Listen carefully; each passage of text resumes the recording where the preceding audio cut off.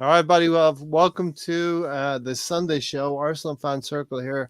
Pull up a chair. You're all welcome. And you know what? Put a like on the video right away, just as you enter the gate, right, Tony? Put a like on that video. It does help. It does help. So, listen. That pays for your price of admission. Lawrence, 5 wins in a row now. We're rocking and rolling, Lawrence. Yeah. Yeah, it's looking good, isn't it? And Yep. I've got to say, Havertz looked like a £68 million player yesterday. Right. Wow, we only paid 65 for him. So he's increased the value. We might make a profit yet, Stan. We'll turn it. I thought Odegaard was back to his brilliant best. He really controlled everything, took his goal well, and happy days. Stan, 5-0, 5 wins in a row, and like I was saying, we need 4 more of these to head into the City game, and then after that City game, we got 8 games for the run-in. That's how I see it, anyway.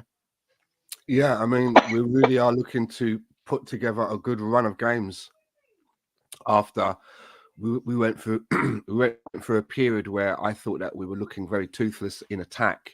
Hence, there was a lot of noise, amongst the Arsenal chatter about, bringing in a striker. But we've surely made up, we found the back of the net over the last 3 games, 4 games, 5 games. I mean, it's looking really good at the moment. I still just have this little worry in the back of my head that, not wanting to put want to piss on anyone's parade or anything like that, but I do get a little bit worried about, if we were only 1 or 2 injuries away from really, being in a bad place. I mean, we had to bring on Cedric Suarez yesterday. You know what I mean? We don't really want to be sort of like drawing at that well too often. But he's actually a wing back, so he fits in. It's okay then. He's a wing back. It's okay. Cedric has returned. We changed the formation to play a wing back, Tony. Let's extend his contract then. 4 more years. And we heard the announcer saying that basically we're in the back 3, which hardly ever zooms out enough to actually see that or not. But for me, we've seen this story before. Hopefully, choose your own adventure is different this time. When Zinchenko and Jesus are fit, you say no. Because this isn't a coincidence. You saw this last year. Jesus, he's the winger. He's not a striker. Goals go up. We were scoring 4, 5, 6 goals for fun. Like this last year when Trossard came in for those 7 games. Then Arteta did what he usually does, goes with his favorite pets. And guess what happened? Lost the league because he's just too stubborn. And now you got Kivior over on the left, so you don't have to worry about Zinchenko going all the way forward, leaving Gabriel and the rest of the crew back there on an island. So you have guys that are in their actual position. Imagine that in football. But to me, it's no tactical genius. It's just injuries. This guy goes out, this guy goes in, and it works. Happy accidents like Arteta has every season. He just never learns from it. Here we have another happy accident. I got to go to Stan for this one. Happy accident, Stan. Not that he has happy accidents a lot. We're detailing. Stan is an accident. He just accident waiting to happen. But yeah, another happy accident from Mikel Arteta. Tony wants us to say no to Jesus. What do you got, Stan? a difficult one, isn't it? Because, you know, if you look at his goal involvements and you look at other players in the league, I mean, for example, you compare Ivan Toney's goals. What's he got now? 4 goals in 5. 4 goals in 5. Yeah. I think hasn't Jesus got that for the season? Yes. You know, so yeah, it's a tricky one. It's a tricky one, but I would say that, you know, if I was managing the team, someone like Jesus would have to work his way back in from the bench, not automatically. You know, if everything's going really well, then it doesn't mean that you can just walk back in. If something's clicking, and it is all about having things click and getting the points, it's up to him now to earn his place back in from the bench. That means that when he gets his opportunities and comes off the bench, then he has to make a contribution to give me something to think about for the starting lineup in the next game. That's his job. You know, when I say that's his job, that's the player's job, you know, to do that, to force the manager to have something to think about. 100%. Yeah. So we got a lot to get into, and we touched on a couple of things already. As Stan said, competition for places is producing a dilemma for Mikel Arteta. As Tony said, we can move forward without Zinchenko and Jesus, and I think there's a lot of validity to that as well, Tony. And also, I know Tony has talked about goal difference in the past, so we definitely addressed the goal difference in these 5 games this calendar year, scoring an average of 4 goals plus each game. And now we're in a position where we have conceded the least amount of goals in the Premier League, and we're tracking for conceding 33 goals for a season, which, if you look back through the years, the Premier League champions have conceded 33 goals or less in a Premier League season. So if Arsenal continue to be tight at the back, I'm not predicting anything, but I think we can be competitive, and we just climbed back into this race now. There's another 4 games to go before we face City after the Interlull, and the City game, as long as we don't lose it, I think it won't decide things as long as we don't lose it there. And then there's an 8-game run in, and we know City are going to play Liverpool as well. So, Lawrence, there's a long way to go in this thing yet as well, right? Yeah. It's as I said, it's 1 in May, not any other time of the year. Yeah. We've just got to take it 1 game at a time. Got to focus on Porto, because that's the next important game for us. Don't know if he's going to make any changes, but we've got to come away from there with a result. I'll be happy with a draw. And then we've got Newcastle, who are faltering a little bit. Mm-hmm. But we should be able to take care of them. And then after that is Sheffield United away. Yep. And judging on what they did today, I can't wait for that game. Yeah. It could be somewhere between 5 and 10 goals for Arsenal. Did you see the tackle Holgate? Yes. Mate get sent off. Oh, yeah. That was unbelievable. Oh, really? How is? I don't know. Unbelievable.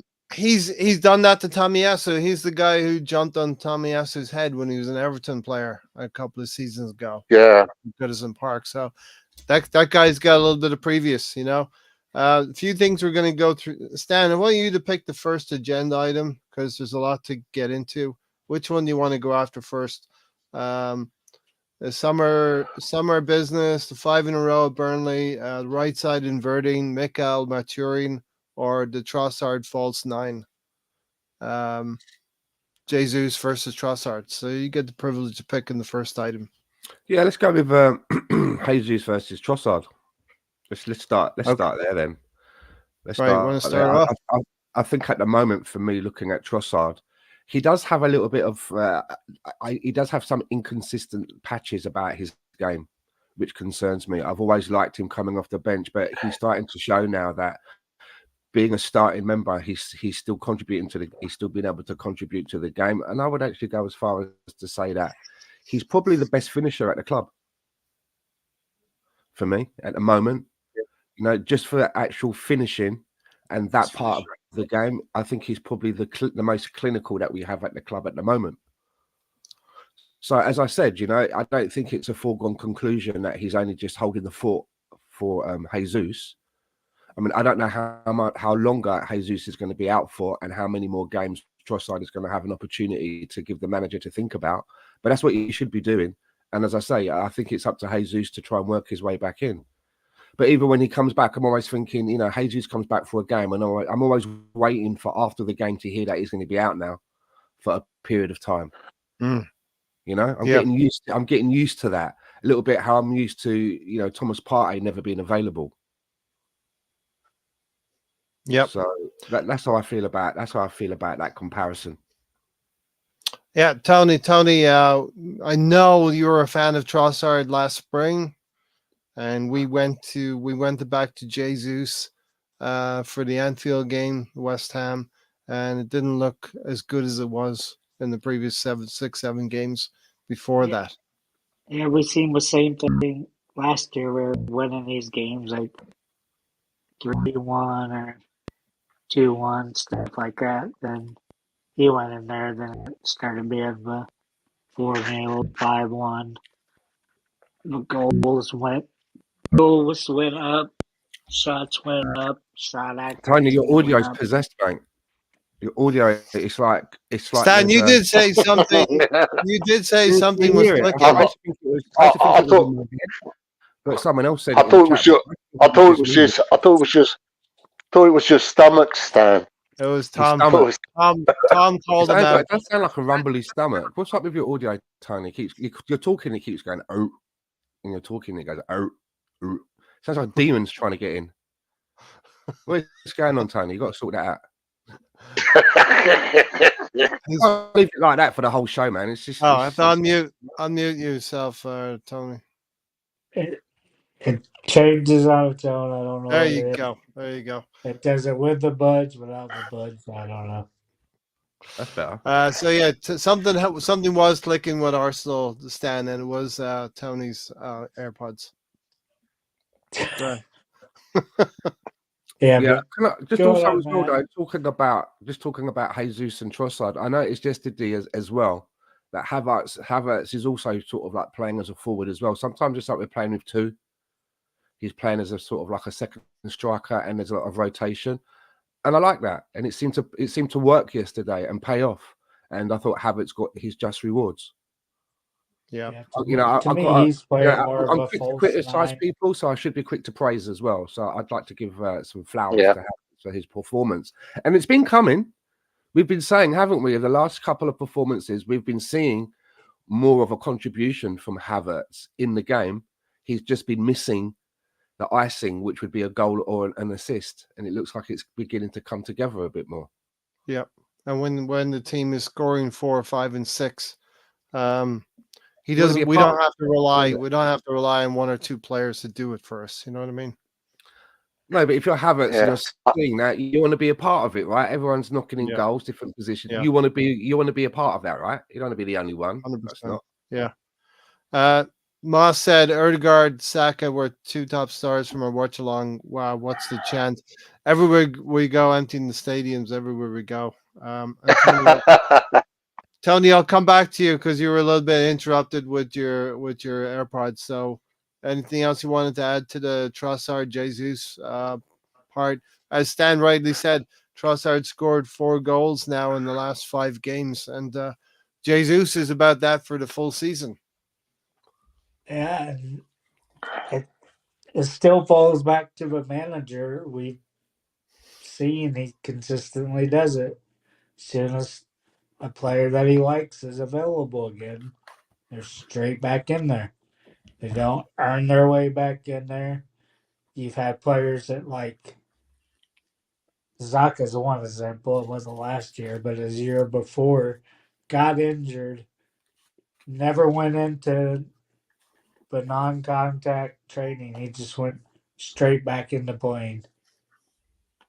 and that seems like his deal. He likes Jesus because he's using Jesus like he was using Lacazette, playing deep back there for wake up play. But you don't have to do that. You got Odegaard, you got Trossard, you got Saka. So you got the players there to link up. You don't have to have your striker dropping back to midfield or deeper. But to me, it just comes down to a manager. Because to me, these are still happy accidents because we've seen he's if both of them are healthy, who's going in, right? If Trossard and Jesus are both perfectly fit, who's going in? Trossard or Jesus. Listen, we are going to find out when Jesus is fit again. What will happen after? Yeah, but we've seen this story. Yeah, but you can't. So you're telling me that Mikel Arteta can't see what's happening and he can't make adjustments and mature in his approach to things? Because I've seen over the last summer, I said the biggest improvement Arsenal can make is Mikel Arteta actually improving on the sideline, improving his own team selections, improving substitutions, doing what the players tell you. Leandro Trossard is now telling you he needs to continue to be picked at number 9. And it remains to be seen. And we will see what happens when Jesus is back and ready and fit and available for selection. And when Trossard's fit and available for selection as well, if he will indeed go back to Gabriel Jesus. Because I'll tell you what, it looks a lot better in the last couple of games now with Trossard playing that false 9 position. And it's a position I feel he can link up much better with the players around them: Odegaard, Havertz, Martinelli, and Saka. So it remains to be seen. But I have seen development in Mikel Arteta in terms of using a double pivot here and there. He used Jorginho against Liverpool and worked perfectly. So there are some things where, and Kivior is another one, Tony, that if I mentioned him to start with too. if Zinchenko is fit again and he goes back into that left back position and we start leaking goals again, well then that would not represent Mikel Arteta learning or maturing. But let's face it, he is a four season coach now, not a seasoned coach, a 4-season coach, and at this point in time he should start to be putting things together and doing the right things. I just think it's funny. Happy accidents, yes, it can happen, but nobody says any happy accidents about Pep doing things or Jurgen Klopp doing things. So Mikel Arteta might have stumbled upon a couple of things. Emile Smith Rowe might have saved his job a few years ago on December 26th, Boxing Day. But what say you, Lawrence, about Gabriel Jesus and Leandro Trossard? What's that saying? If it ain't broke, don't fix it. Mm-hmm. I mean, for me, I'd pick Trossard over Jesus all the time. I mean, I thought he was very potent yesterday. I mean, he did miss a few chances, but he took his goal well. And if it's a case of resting Jesus until he's fully fit and then either putting him on the bench or, just giving him time to recover from his injury, I'd keep things the way they are. We've learned from past experience that if you tinker with the team too much, it can bite you in the arse. Mm. As I said, just keep things the way they are for the time being. Yep. Reddy's in the house. Evening, gents. Hope you're all good. Another excellent weekend for the Arsenal. Stan? If you look at yesterday's game and then you look at the game before that, we set up very differently in both games, didn't we? He hasn't done the same thing. We had one where we had the Jorginho come in. And then this time now, Jorginho's been left out and he's put Trossard in. And they've both worked it's not like he's stuck with the same blueprint that yielded 6 goals. And he's now done something a little bit different, and that's got us 5 goals. So, do you know what I mean? Whatever it is that whatever he's doing, it does seem to be working. So I'm not sure what we'll see in the next game. I'm not sure what the lineup will be. Yeah, it wouldn't surprise me in the next game if Havertz, if Jesus is still out, that he'll start Havertz in that position and deploy perhaps Trossard somewhere else. Who knows? And the next game, Jorginho back in. Yeah, and the next game will be in the UEFA Champions League away to Porto. Listen, Jesus does well in European competition, but I'm saying give Leandro Trossard the majority of minutes in the Premier League. That's what I'm saying. Stan, another good match from Sambi and your Ross Barkley today. Man United got a little lucky. Luton were a little bit all over them. Jesus unlikely to be available for Porto. But Stan, we're talking about Leandro Trossard in this game. He's the third man runner or the second man runner for the penalty. He engineers the penalty, if you want to say, but for me, there was no way that was a penalty. Looking at the replay up close from a certain angle, I was like, he's won us a penalty there. I'm not complaining about it. I'm glad because there's been many of times when it's been a nailed on penalty and we've not got it. So it doesn't. I'm quite happy to get one that wasn't, if it makes any sense. Exactly. But it was over the guy's foot, doesn't he? He kind of skips over his foot, lands, and thinks, "Fuck it, I'll just keep going down towards the turf." Well, maybe there is maybe there is a touch at some point that upsets his motion because he's moving pretty fast onto that ball, But what was he meant to? What was he meant to do? It was intentional. The guy wanted to bring him down. Yeah, exactly. What was he meant to do? And there was an incident before that where Trossard got sandwiched between 2 Burnley players, and the referee didn't give anything for it. Yeah. So, the inference or the upshoot of this is that Trossard is impacting games, winning a penalty and scoring a goal himself, and probably I don't know if he assisted any of the goals as well, but when you get the penalty and you score a goal yourself, Stan, that's a good return on. I think you got 69 minutes, something like that yesterday. Can we go to stats real quickly? Yeah. Shoot. At 8 penalty kicks, we lead the league. And guess what else we lead the league in? Touches inside the box. Touches inside the box, so there's more opportunity for penalties. Coach Tony. I do like when you get animated, Tony. Coach Tony. Coach Tony. I really like the link-up play between Havertz and Trossard up front from Canterbury Gunner. Listen, we see a lot of industry from Gabriel Jesus. We see a lot of physicality going up against bigger defenders. Trossard plays the game in a different way, and I think in a more progressive way for us, because up against Jesus, teams are able to foul him and chop up the game, slow the game down against a deep block. I think Jesus drops off a little bit more and goes into those pockets, Lawrence, that defenders do not want to go into. Mm-hmm. He's just a much more clever player than Gabriel Jesus is. Especially with that bullet of a kick in between the legs. That was like how many people could do that, right? Yeah. If I've got one criticism about yesterday, and I don't like criticising when we win 5-0. Yeah. But from the moment we took the lead in the game early on, we were very wasteful before we got the penalty. I mean, Burnley were there for the taking. Yes. And it looked like we were trying to walk the ball in the net again. And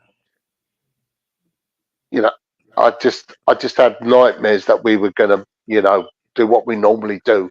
We score early on, we try and walk the ball in the net, then we sit back and allow them back into the game.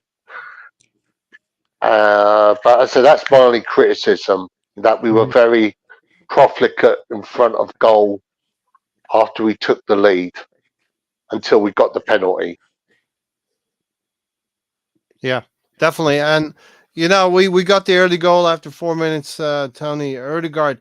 I was just right in my notes. Okay, back to Burnley, and I remembered Erdegaard scoring that free kick 2 years ago at Burnley. Back then, it was a 1-0 win, and we got off. Erdegaard seems to like playing up there. He scored. Um, what about that goal, Tony? Marinelli down the left finds Erdegaard, and the first touch sets up Erdegaard perfectly for the shot. Yeah, I think that's where he's best at, where he doesn't really have the time to think when it just comes to his foot and shoots it in there. I think that's when he's the best. I think he's probably our second most clinical striker, but you from him you expect that in that type of position.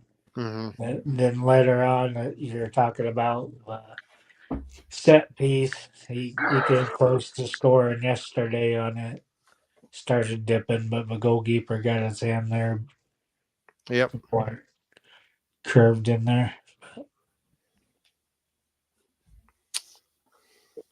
Yeah, Stan. How about Erdegaard in that first goal after 4 minutes?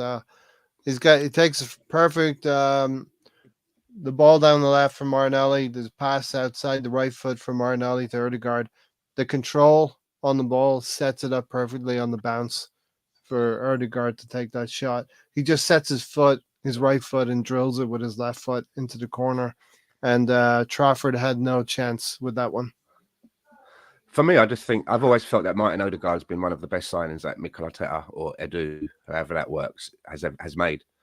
For the money that we got him for, and the ability that he has. I mean, and there's going to be more to come. He's not reached his peak yet. I think he's a fantastic player. He's playing a lot deeper now. I don't know if you've noticed that. He's playing a lot deeper now and seems to be pulling the strings more, but he's still managing to still get into the sharp end of business by contributing with goals. I think he's a fantastic player. I don't know what else I can really say about it. I think.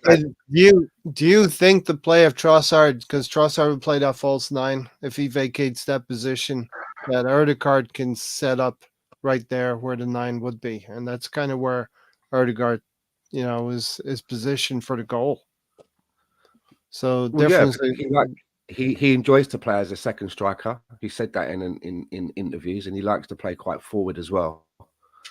But he's also being able to help out quite deep as well. And if you watch him as well, he shows players where they need to go.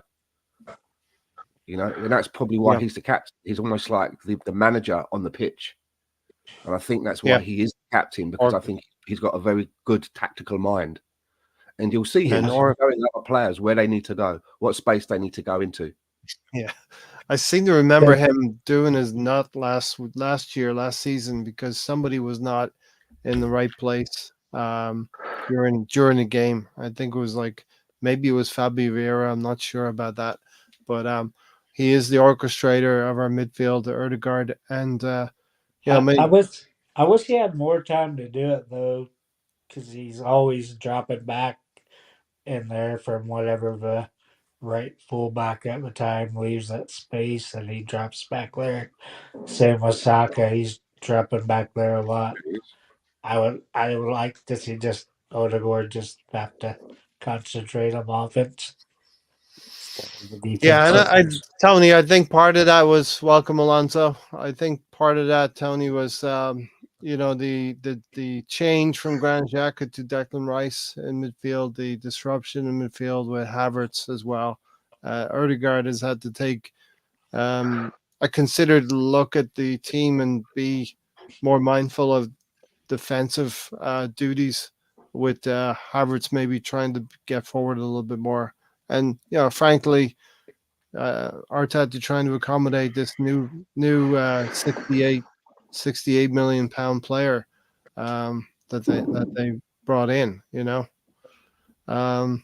Lonzo, Erdegaard's first goal, a nice one, yeah. Yeah, like I said before on my podcast, that you're seeing Havertz. This is to me his best game, right? And Rice's pass to Martinelli was pretty cool, and it's interesting how like, everything can just like when everything is working right, then everything is possible. And you're seeing that with Odegaard, right? He was not afraid to take that chance, and I think that's why he had confidence right now. Like, everyone knows their place and their part, and everything else going on. I think it starts from the back. I think when you have good passing from the back, and that's what works. And everybody knows their role. And somewhat early though, he didn't score. He was workhorse today, like Havertz was, and Rice had a great pass to Martinelli. So everything works through somebody, and I think that's just important. Yeah.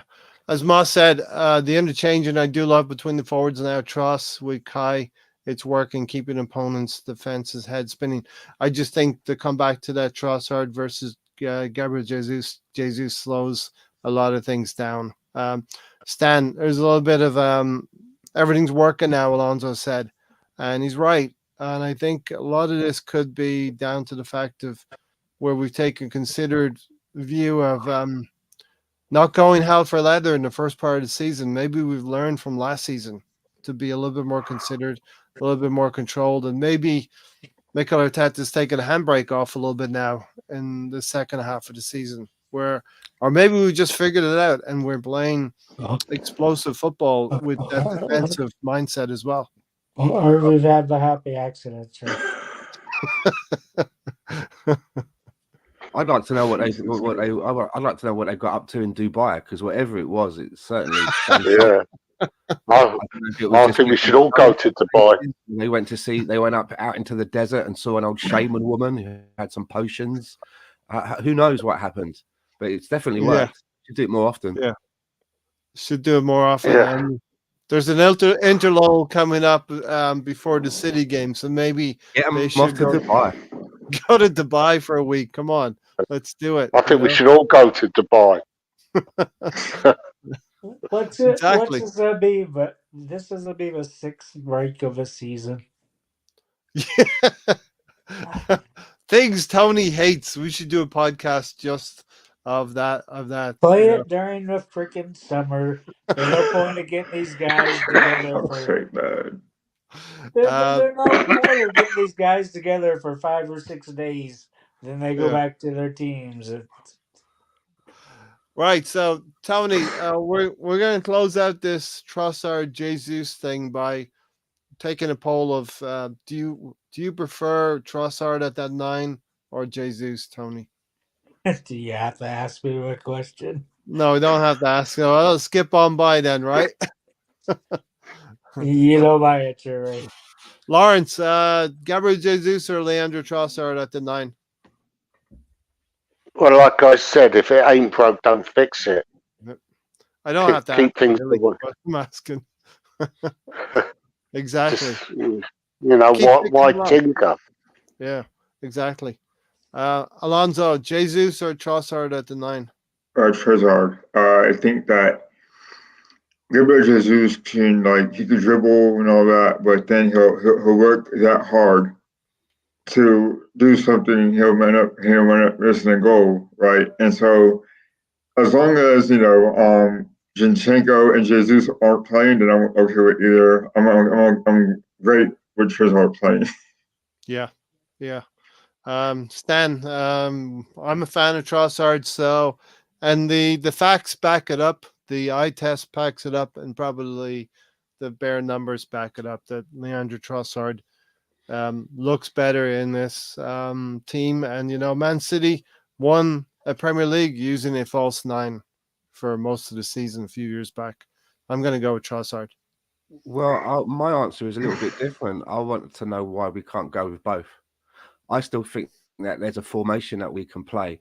That if we let's say we went out and bought another striker, which is what everyone's saying that we should do, right? Let's just go there. Let's say we bought in whoever it may be, player X, right? We bring in player X. It doesn't mean that Jesus has to come out of the team. For me, that left 8 spot is where I would put Jesus, not in the left 8 position, but as that person in the team with this new striker. And I would have one of them playing further forward and the other one coming deep and being like a support striker. I'm not sure who it would be. That would probably depend on who the striker was, or whether I'd play Jesus. But I think I'd play Jesus as the deeper one, because he does do a lot of good work deep. He's good at winning the ball. He helps out defensively. He's very good at setting players off on a run, but he is also good at getting into the box as well. He's very nimble with his feet, and if you've got another striker in and around the box, he can probably get the ball to them. So I'd like to see that, and we've seen that off the ball. We basically go to a 4-4-2. Right.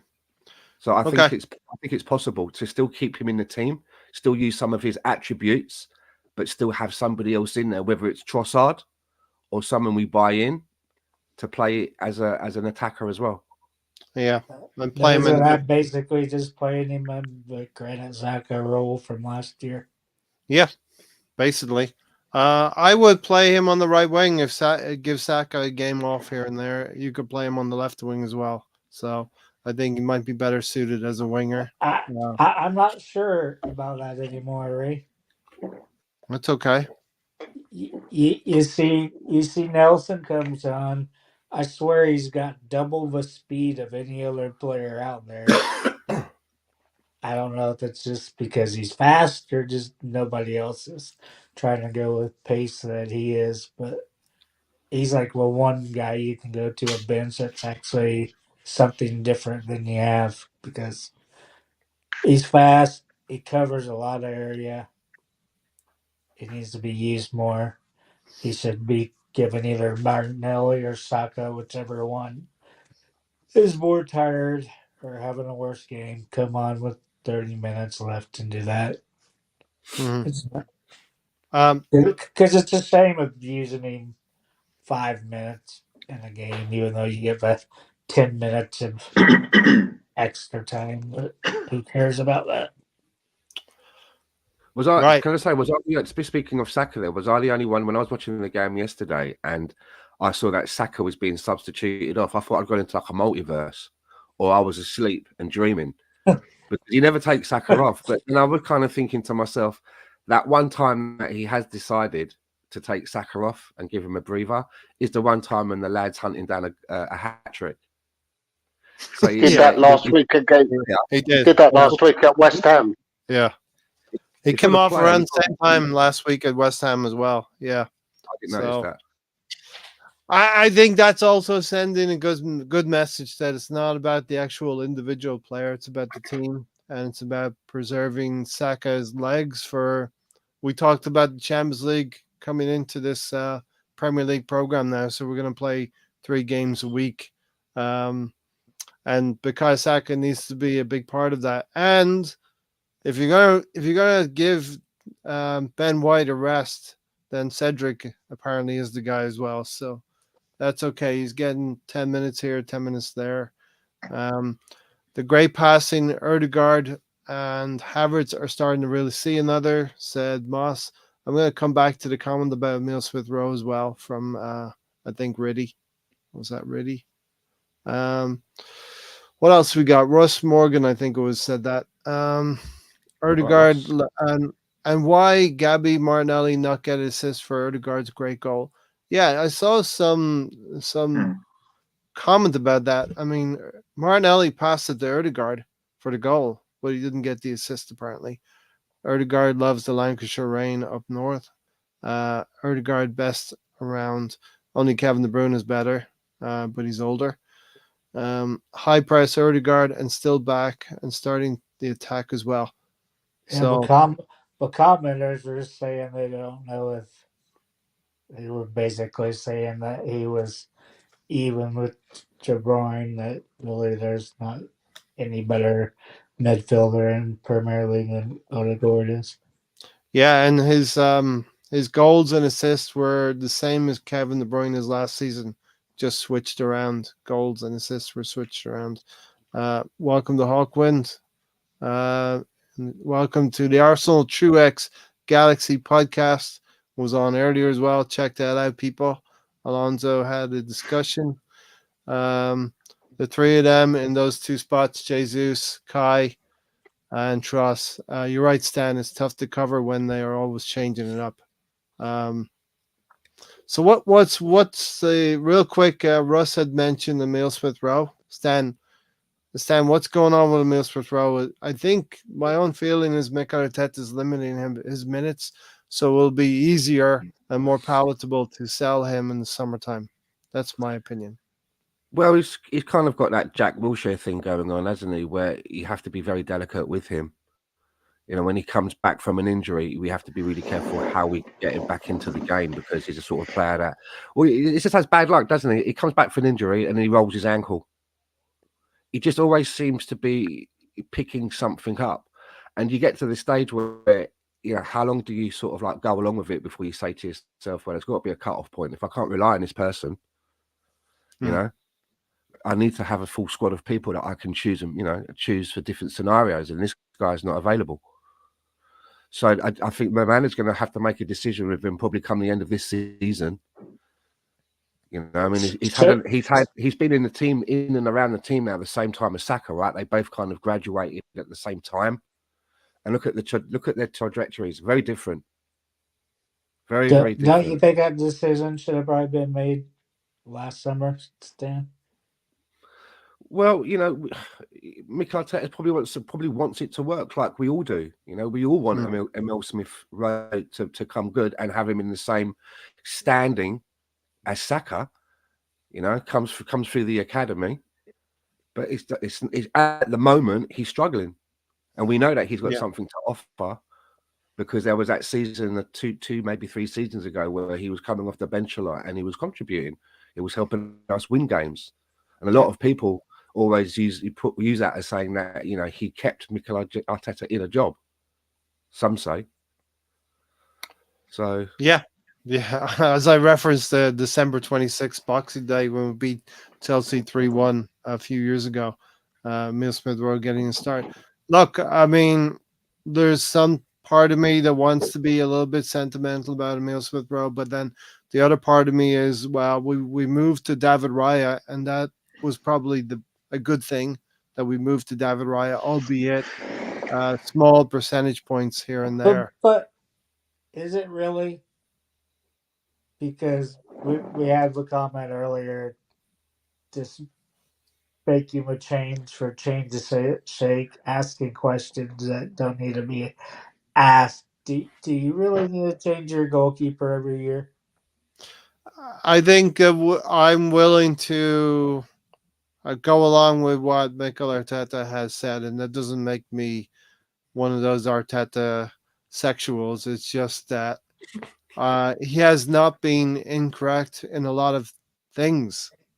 I can't think of any instance where Mikel Arteta has minus signing players, right? Huh? Said minus signing players. Minus signing players. I just can't give me an instance of where he's made the wrong decision. Maybe Emi Martinez. Bringing Jesus back last year.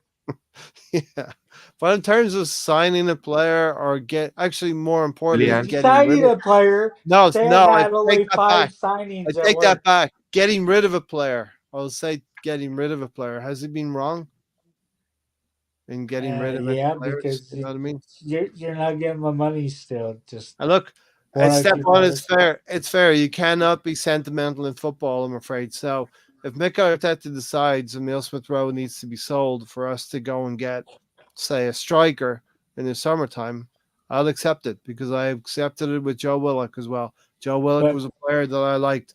Now look at Joe Willock. Where is Joe Willock now, Tony? He had that purple patch of 6 goals in a row or something. Yeah. Something crazy. We're going to need as much money as we can so that we can pay Kylian Mbappe his wages.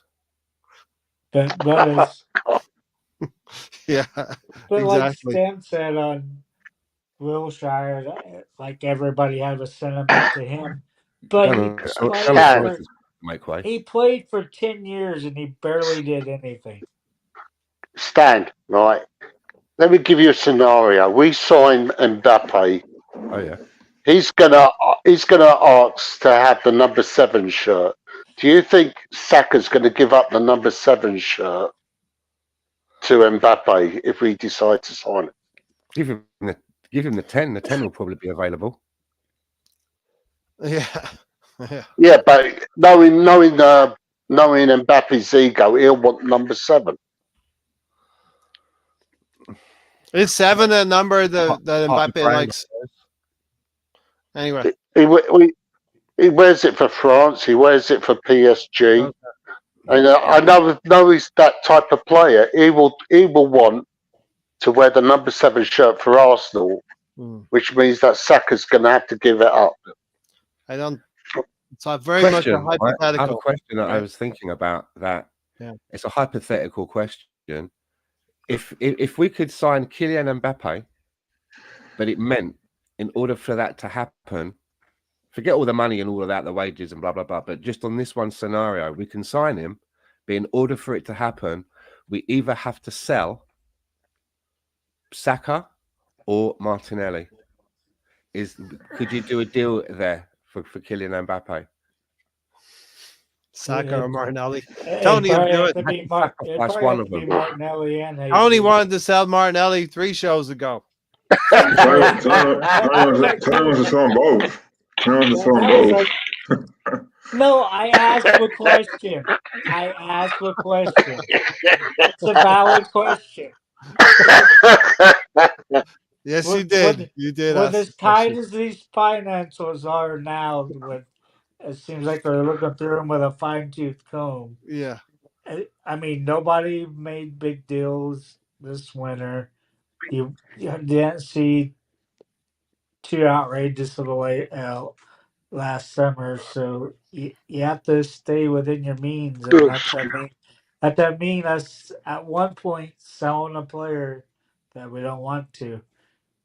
And for 2 you always go to is probably to be Saka or Martinelli. And to me, you do Martinelli because Saka is one of those generational players. He actually came up through the academy. He didn't get snagged up in Brazil. Did it have if Emirates wasn't coach and Arteta took the job the first time, we would have never known who Martinelli is, and we probably want to know who Saka is. Yes, we would have. Talent will always come through in the end, Tony. It does. Yeah. That's why no academy player gets to play. Wait, what? Waneri came on twice. He played last season, and he came on against West Ham last week as well. So yeah, but isn't that when they're coming on, Ray? When they're 5, 6 up? I mean, yeah. Well, you can put anybody out you're there. still bringing on. You're asking for academy players. You get an academy player. You can put Helen Keller out there at that point. Alonso, are you supposed to be cooking Tony today? Come on, Alonso. I knew who most of the show was and Saka was Tony before they came on.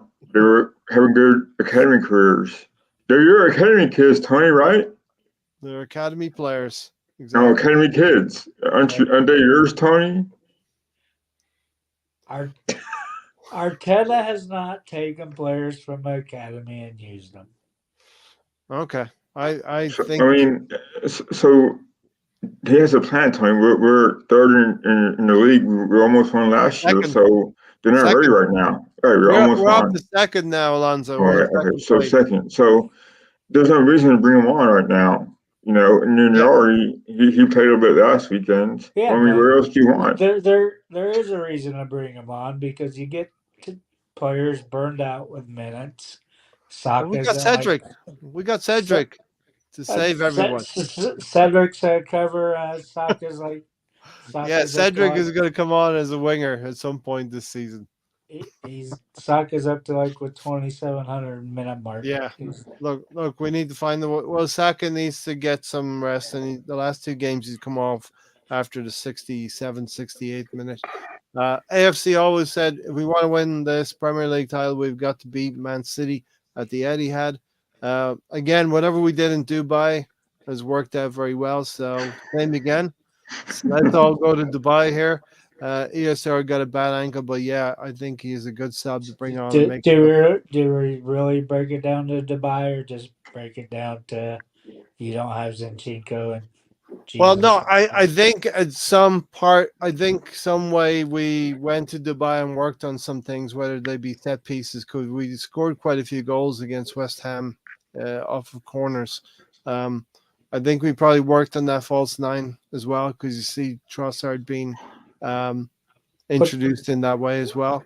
Uh, It's really weird. I think we also We sucked at set pieces until about 2 months ago. Then finally and started look, doing that. we're Because you have controlling games Arvic, now. you got Saliba, you have Gabrielle. There we go.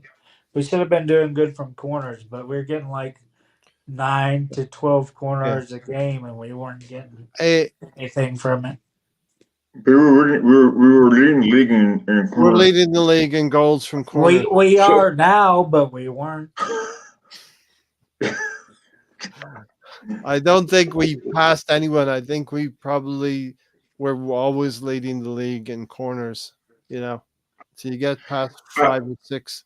I think what's changed is that Declan Rice is taking more of the corner kicks, and Yeah. the corner kicks he's been taking them pretty good.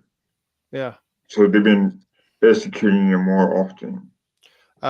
Exactly, Alonso. AFC always should. Jesus should not start over Trossard. So listen, agree. that's the Emil Smith Rowe talk.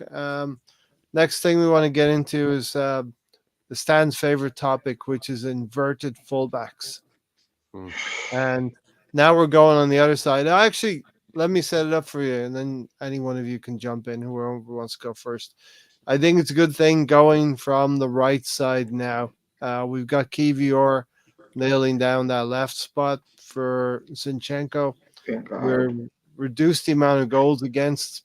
Teams are not getting a shot really against us. And White is inverting into that midfield to help Rice. Rice does not have to get sucked into that left back position. And Saliba can move over, and Gabriel is marshalling from the center of the fence alongside Kivior. So, Stan, what are your thoughts? Well, I like it better because we have a natural defender inverting into the midfield rather than having a player on the left who's naturally a midfielder and not a defender inverting into the midfield. Yeah. So I prefer it because we have a player doing it who is a defensive player first. And will look after those duties and not neglect those duties just to be in the midfield. So I don't mind it. It looks like it seems to be working. Let's see how it pans out. Right. Lawrence. Yeah. You're with us. Okay. Yeah, I'm sorry, man. He took a nap. The viewers might be wondering if you're napping or not. What do you think about that inverted right back position now? Or I can go to Alonso and Tony if you want. Yeah. Yeah. I'll go to Alonso. Yeah, go on. I set it up as Zinchenko's not playing. Kivior is playing well now to cover that left back. White is in that right back inverted role helping Rice. Rice doesn't have to go left back area, and Rice can do more work going forward, Alonso. Yeah, I mean, it's kind of different to see Kvyat because when he first came on last year when we bought him, he didn't play that much because you could say he wasn't ready, but he was throwing the Wolves against Liverpool, so he didn't have his best game there. But he's starting to do the job. It seems like he's kind of come. So basically, Ben White and himself are natural center backs. That's their positions, but Arteta's made him into fullbacks, which is kind of risky, but it works. It works so far. And whenever you switch positions, you kind of take that risk of, well, are we going to make mistakes or not? And he's made some mistakes, as has Ben White, into a new position. But it seems like they've become less mistake prone now. Now that they've got these new positions they're playing in, and Ben White's been playing pretty good as a left inverted right back, so to speak, and as has Caviar. And it seems like it's his position to lose now. I think Zinchenko to me, and now it doesn't seem to cut it anymore. I think he's more susceptible to mistakes.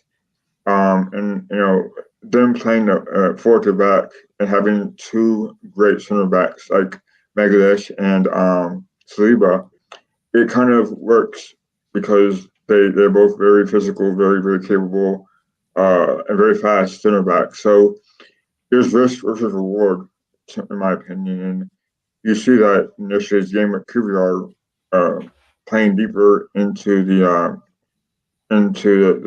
halves. The are going offensively rather. He's going more into the box, and everyone's been doing it for a while now. So having two capable fullbacks really makes a lot of difference.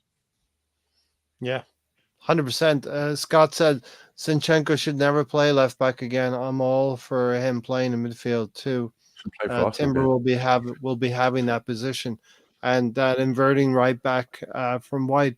I think it just gives us more balance in the whole team, and it doesn't expose Gabriel Magalhaes as much. With So Zinchenko. are we saying then that there's no place in the game for fullbacks anymore because we're playing like four centre backs?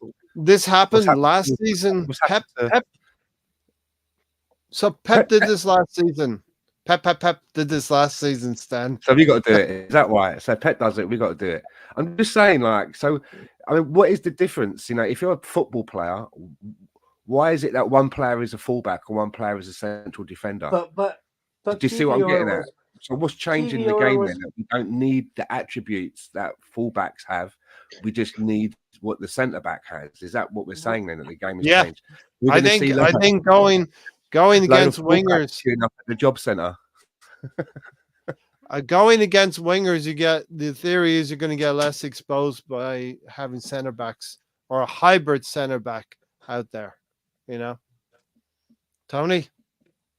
That's why he went after QVR, because he was actually a left back that can play center back, and as you can see, he can play lots of positions.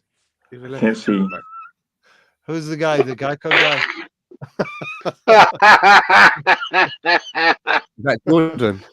The Aldi guy. What's that? Guy. Jay. There you go. So what have we got there, Tony? That's QVR's main positions. On the left, right? Nope, left, left fullback, left center back, right center back, defensive mid. Yeah. So I think what we're doing is giving opposing teams a little bit more of a challenge. You can't just hit a ball now over Zinchenko's head, Stan. You got to think about what you're doing if you're going to attack. But isn't this just simple though, Ray? Football is a simple game.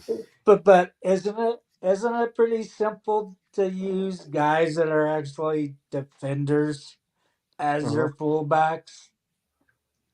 You need to convince Stan. Stan. And me. And Alonso.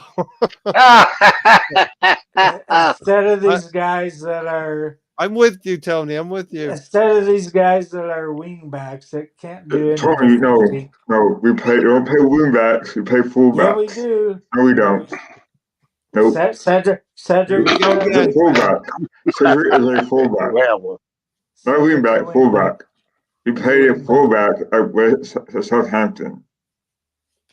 The announcers were about 5 minutes left to the game. We're playing the goalie. They were playing a back three and had been most of the entire game. No, we weren't. And Scott Kirk thinks he actually thinks the game is already moving away from the inverted thing. So these things are very transient. What do you think, Lawrence? I still like Stands follow the formulated. hybrid. I'm just enjoying the conversation between Alonso and Tony. Well, they do go like a few rounds. They like to have a little bit of Yeah, big. I pay for it on pay-per-view. I tell you. Thanks. That's a compliment. If you want me to answer any questions, say Tony, because every time you say Stan, Tony answers. I want Alonso to do one thing. On Peacock, Alonso, there's an option if you look through it that I'm not will gonna go to actually option, show you Tony. Nope. that will show you a zoomed out look, so you can right. actually see the positions. Moss said, if Forest sell Ramsdale, good money. Eddie, good money maybe. Kivior, all sorry, I want. Partey sale. Tavares, maybe Patino. Cedric, of course. Elneny, maybe a Smith or Nelson. Could bring in lots. So we have available cash there waiting, assets waiting to be Congo. moved on, and Yeah, that will lead but into our conversation a little bit later as well. Tony? but a goalkeeper, you wash your hands because you spent the same amount of money as Sure. to bring in your new one. Yep.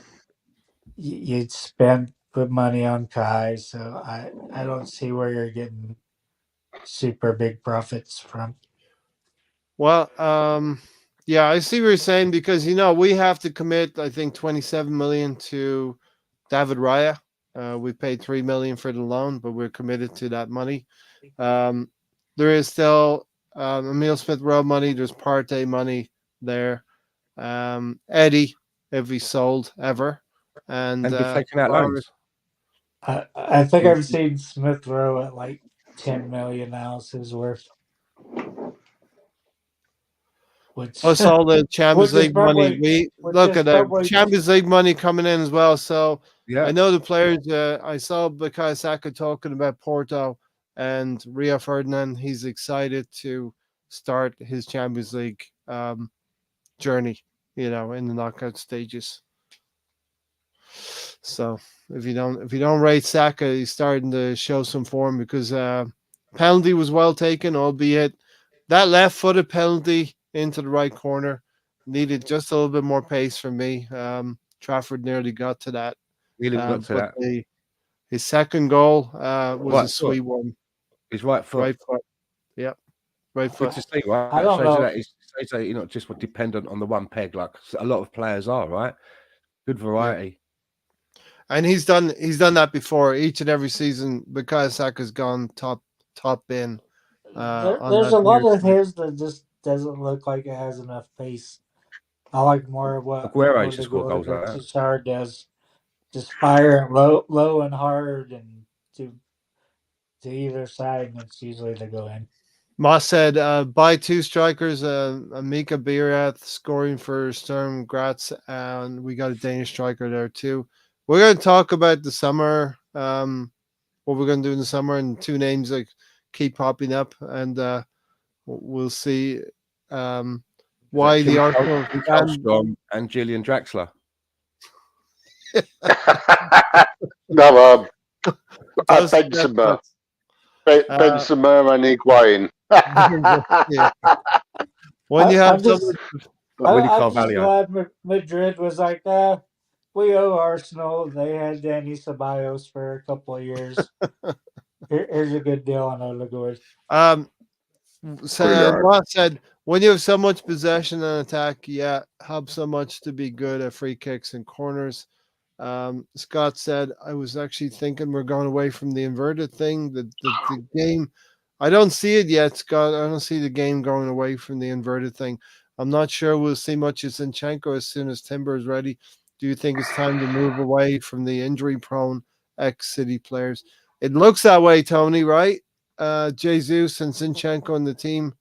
And I know Alonso can get behind that, probably, especially with Zinchenko, Alonso. But Jesus as well. Yeah, I think that we should just sell Zinchenko. I think where we play him, he's not going to play defense. I think he's a liability. I said that last year when we were in the hunt for the league. He scored a good goal. That was all he did. And I don't know if it was this or last year, but to me, I don't know why we even signed him. Like I said before, he was too busy being a cheerleader this year and last year. It's like, so I don't quite Tell me how understand. you really feel, Alonso. I am. I don't understand what the fixation of Zinchenko being a great player is. I don't understand it. And this is why City sold both him and Jesus to us for cheap.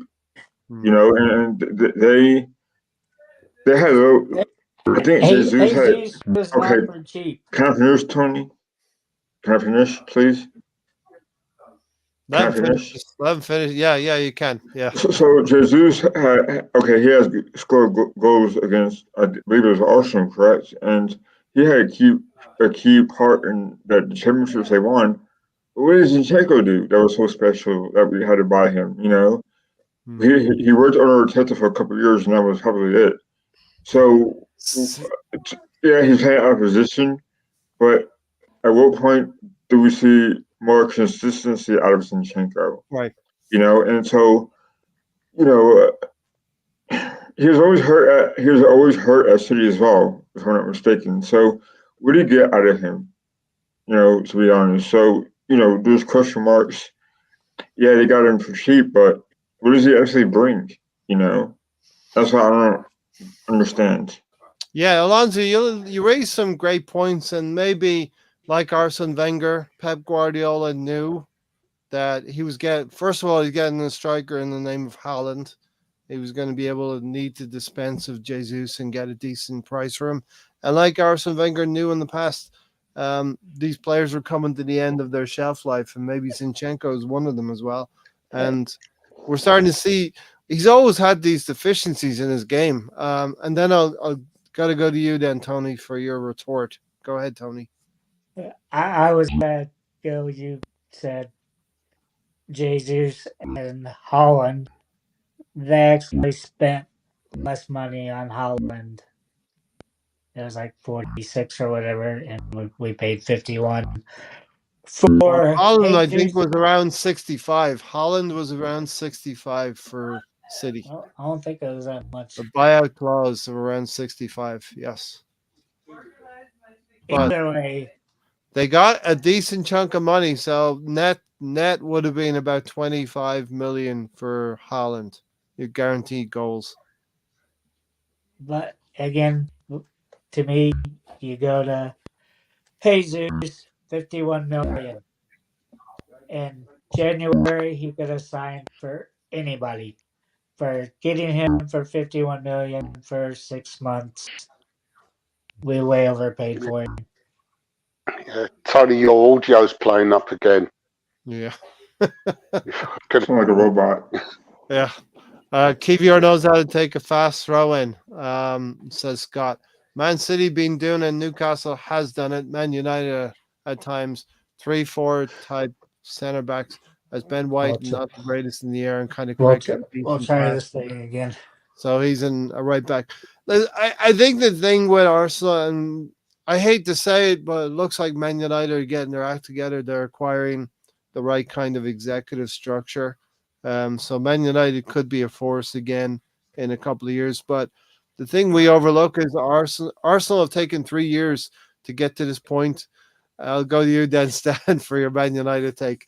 Arsenal have taken 3 years to regenerate their squad. And so when we say look back a few years at the players that we've replaced and the players that we've replaced them with, It shouldn't take that long. we've Right? come a long way. Financial fair play dictates that it takes that long, Tony, as well. No, did it take that long from? Did it take that long for Liverpool from last year to this year? Well, No. Liverpool had to rebuild their midfield. They did it That's all it. in a year, right? They did it in a year. They had to rebuild their midfield. They had defenders. They had forwards. What about Emery's team? Aston Villa. Yeah. that is a good coaching job, and they've You identified. go from 16th to 4th or 5th. Come on. They have identified Bailey as one of the players. Bailey has contributed to them, and I think what's the other guy's name? Diaby. He's come in and done a job for them as well. It doesn't take that long to do a job.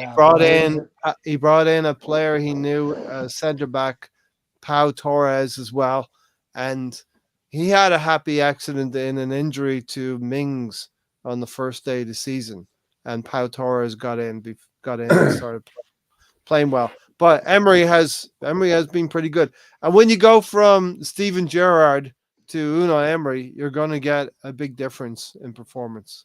Sorry, Steven Gerrard, that's just the way it is. I was, if I may, yeah. Okay, just right time. Can I just start coming? Okay. I have to say, Stan. If I say Stan, gave me the thumbs up. I'm on a roll. Don't stop me now. I was just reading the other day. It was an article with Kieran Tierney, and he was saying good things about Unai Emery, and he felt it was the players that didn't really give Unai Emery a chance. Yep. You know, and that he worked extremely hard while he was there, Unai Emery.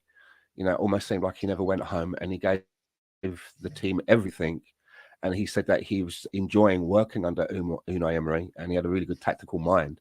But as I say, he said that a lot of the players just didn't give him a chance or pay him back, you know, on the pitch by, you know, following out the instructions. Yeah.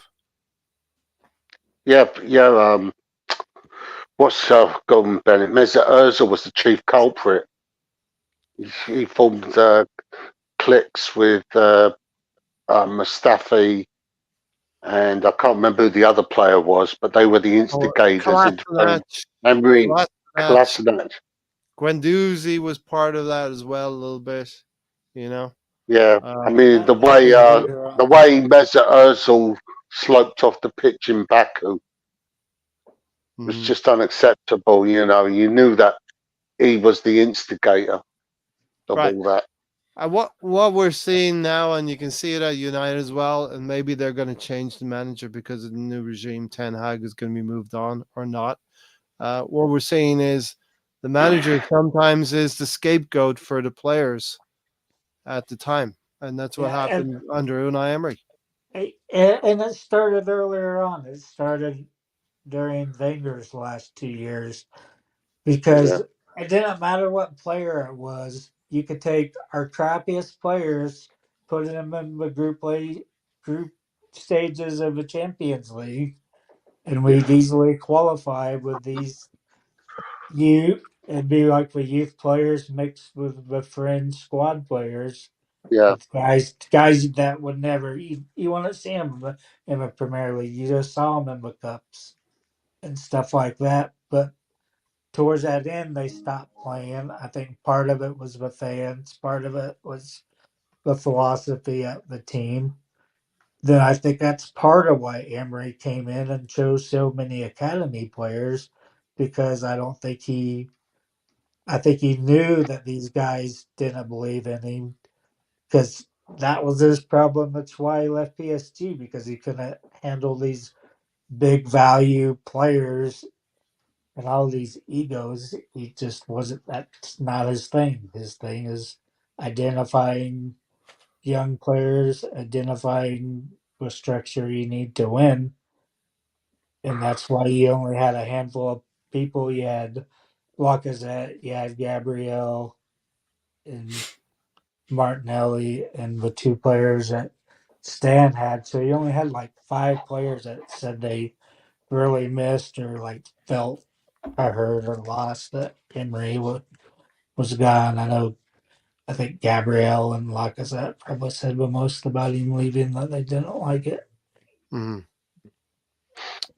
Xhaka was another instigator in getting rid of Emery. Yep. Wow. Because that's originally what he said. He said "fuck you" to Emery before he said "fuck you" to the fans. Yeah, he threw his shirt off. He ripped his shirt off, which I'll never forgive Granit Xhaka. Both of them, Ray. I'll never forgive Granit Xhaka that's ripping off his shirt when he got substituted.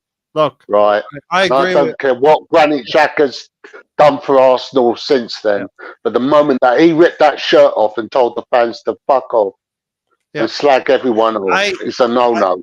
I definitely agree with you, Lawrence. You should never take that shirt off and throw it down because you're representing the club, and I know Stan wants to weigh in. It looks like Stan wants to weigh in. I'm good. But Yeah. I Granit mean, Xhaka, and what? Yeah, sorry.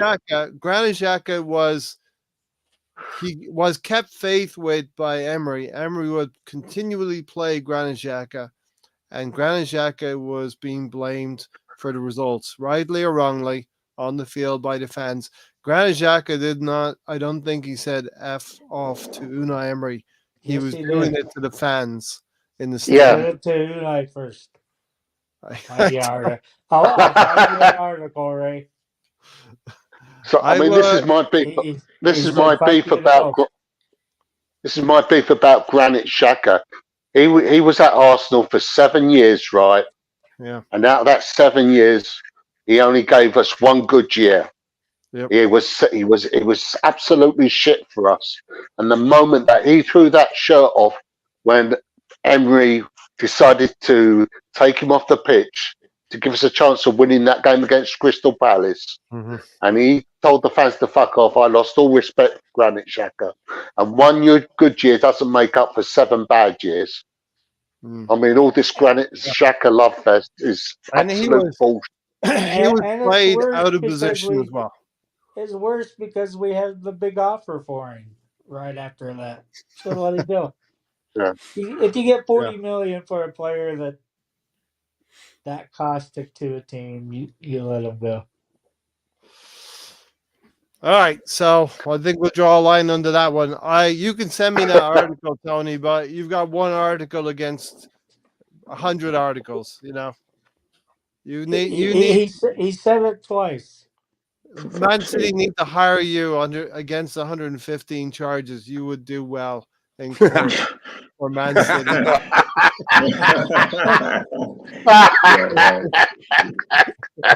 So they should retain. You should be on retainer for Man City. They only have to go to a sport. And you're wearing blue. They've gone in there. They've gone in there to look at Man City's charges, but they've actually ended up finding out who was on the grassy knoll back in. Tony Turner. To the left. When Kennedy got assassinated. So back and to the left. Listen, I hope we persist with Kivior, left back defending, because now So Ray. Yep. Have you fucking improved that much since last year? Or was Arteta an idiot? And let's put Rob Holding out there. Come on. So who? Kivior had to be miles better than Holding. But well, here's the thing. Kivior came to Arsenal last January, okay? And we did not know what he could do for us or how good he was. There was a situation where faith was kept in Rob Holding when we had Tomiyasu and Saliba injured. For right or for wrong, and it looks like for wrong, we went with Rob Holding at the Ethihad. And you know what happened, right? And you had other option. You had the Tierney, Gabriel, Saliba, back three. I mean, you had options. Everybody blames it on Saliba, but now we're seeing there was options. Listen, Kivior is not a perfect defender. He makes mistakes, but he's playing alongside Gabriel Magalhaes, Saliba, and Ben White in that back four. And we know that back four can hide some deficiencies in your play. But Kivior has played well with a run of games now. And White inverting into midfield gives us more balance, I believe. Did you see yesterday where I think he got into a tussle with someone and basically threw them to the floor? Mm-hmm. That's a player that feels confident in the team now. Else he wouldn't have done that. Feels part of it. So that was Kivior, he did that? Yeah. He feels part of it. And I think that, he hasn't had a real opportunity to have runs of games. He's been thrown in, taken out, thrown in, taken out. and he's not been playing in his natural position. His natural position is left centre back. So I just think now that we're seeing him getting runs of games, we're seeing the real player. I mean, there's a reason why he's one of the first names on the team sheet for Poland.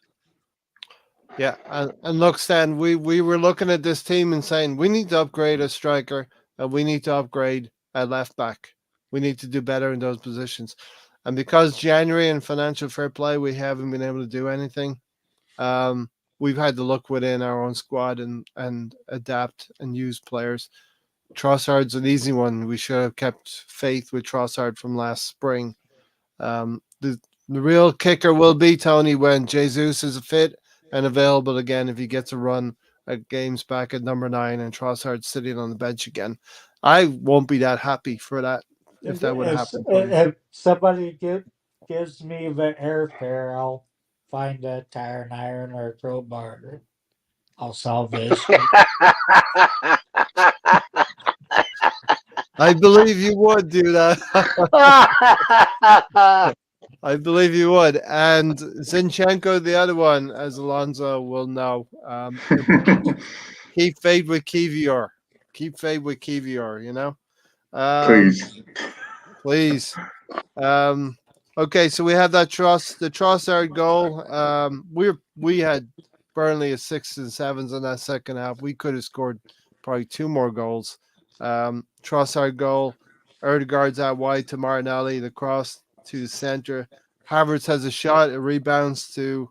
It's blocked. It spills to Trossard and a lovely left foot finish into the bottom left-hand corner for that goal.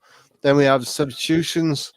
Saka, White, and Trossard coming off for Nelson, Cedric, and then Kedia coming on. And hey, that's not the guy still plays for us. I was thinking Emile Smith-Rowe and Jorginho even could come on. Even Ramsdale could have come on. You want to make a goalkeeping substitution? You can do it when you're 5-0 up. You know what I mean? And I think we need to give Ramsdale some minutes as well. I know you were talking about that, Lawrence. I just don't see it happening. But when we're 3 or 4-0 up, you could do a goal. You could do that famed. Yeah, I mean, even this is what I don't get. I mean, Arteta was asked, "Would you do a goalkeeper sub?" He said, "Yeah." He said he's never understood why it's never been done before. That you've substituted a keeper, during a game. Yeah. But has he done that himself? No. No, he hasn't. And then we have the Havertz goal. Were they playing the offside from a throw-in? Was Burnley trying to play offside from throw-in? Because you can't be offside from throw-in, Tony. Yeah. Nicely taken goal from Havertz, Tony. Yeah. Set up good for him. Clean finish like he does. All right, so 5-0. Jorginho comes on, Rice comes off. Here's a question to the panel. This question pops up every few weeks, right? If Arteta doesn't win the league title or the Champions League, should you give him another season with 200 million to spend? We're going in the right direction. I want to win something this season, but we're going in the right direction, Lawrence. No, he's been with us for 4 years. You know, he has got to bring home some silverware. Yeah, it's funny if I come. You know, if he doesn't bring home any silverware at the end of the season, I'm sorry, he's got to go. And we don't count the Charity Shield, right? He's won the FA Cup. That's club friendly, right? I mean, the way he's sacrificed cup competitions in previous seasons. Right. You know, any other manager would have been shown the door. I mean, previous seasons at Nottingham Forest and Southampton, he put poor lineups out against Nottingham Forest. Can we go through this real fast? Yeah, I wish. Yeah. 2 years. 2 years ago. 2 years ago, our fastest exit out of the domestic cups. Last year, record for fastest out of the domestic cups. Guess what we did this year? We even beat it again 3 years running. 3 We years repeat it running. again. Yeah, we beat it again. Welcome to Gary for joining us. Well, thanks, Gary, for being here. Listen, we played Liverpool and Havertz refused some first-time shots, and we should have beaten Liverpool. But you put a team out there and you hope that they're going to win the game, and it didn't happen against Liverpool. They what was that? The smash and grab. They pulled a smash and grab on us. But I don't think we change course because we don't win something this season. If we, come second in the league again to City, if we get to a semi-final and we're beaten by City or Real Madrid, I think the manner in which you would lose it would be, you'd have to take that into context for me. If we fall apart in the league and we lose to Porto, then there's reason to. I actually think we're going quite nicely in the league. We're going to be competitive in the league as well. I'm looking to win these next 4 games and then go to that City game and actually surprise them. Do a double over City this season. That'd be nice. Yeah, Stan, they were fortunate. They were fortunate yesterday against Chelsea. I mean, how they got a point out of that game, I don't know, because I thought Chelsea were the better team. Yeah, and yet we're all thinking they're going to give that penalty at the death. You know what I mean? Yeah. VAR. Stan, what do you think? I mean, we've gone through this a few times, right? This question. Yeah, I wouldn't change course. As long as the players are still buying into the manager's methods and are still playing for him and being competitive, then I think that Mikel can continue to try and improve us. What I don't want to see happen is we bring in another manager and we start doing exactly what Man United's done.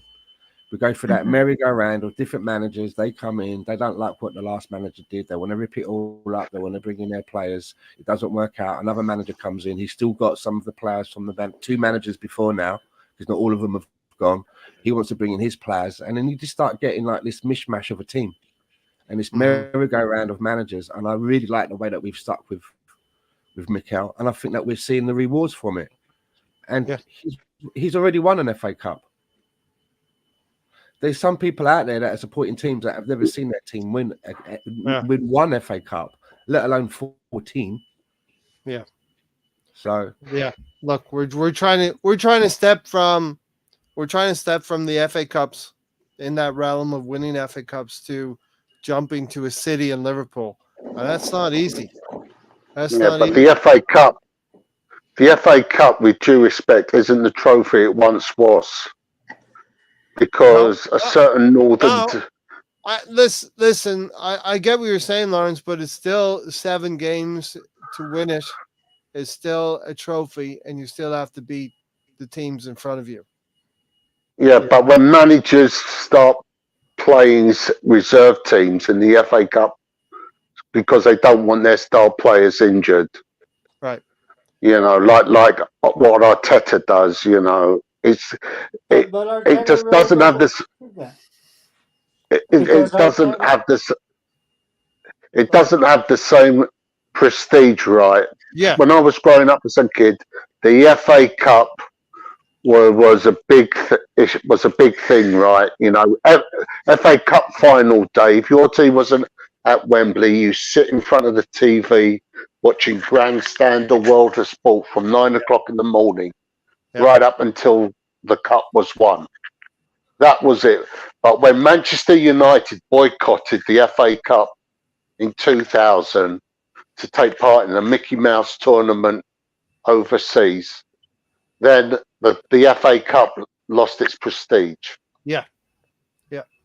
And the advent of the Champions League as well coming in and all of that prize money has made what Arsene Wenger said top 4. How do you expect a young manager who comes to England to take over a team, maybe a Brentford or a Brighton or something like that, how do you expect them to take the competition seriously when the people that put on the actual league don't treat it seriously themselves anymore?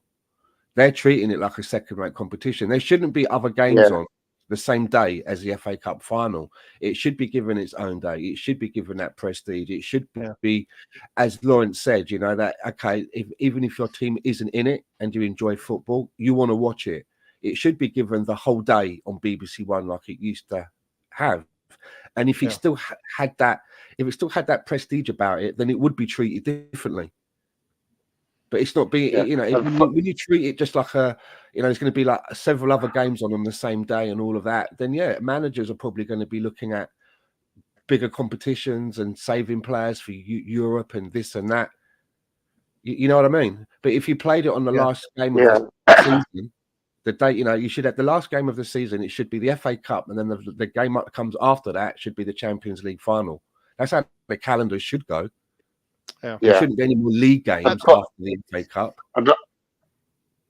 And furthermore, whoever won the FA Cup, they were involved in the European Cup Winners' Cup the following season. But guess what? They scrapped that. So now, if you win the FA Cup, you end up in the second tier Europa League, playing on Thursday nights. Yep. Got to go into this comment here. AFC always. What manager at a top club like Arteta has binned off 15 cup competitions out of 16? They don't. Okay, so Arteta's been at the club for 4 years, 4 competitions. One of them is actually the league. So, it's not a cup competition, the league competition where you're fighting against Liverpool and City. Did you expect Arteta to win the league over Liverpool and City in the last 4 years?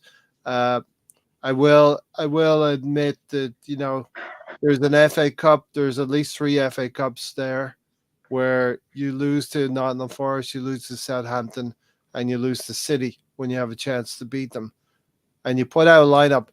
Do you bin off a competition because you put a lineup out there that you think is able to beat City away from home, able to beat Nottingham Forest or Southampton? And the players don't do it for you either. But you're not going to win we weren't going to win the league title each of the last 4 years. Maybe last year we had the best chance. Can I just answer AFC? 15 out of 16. Yeah.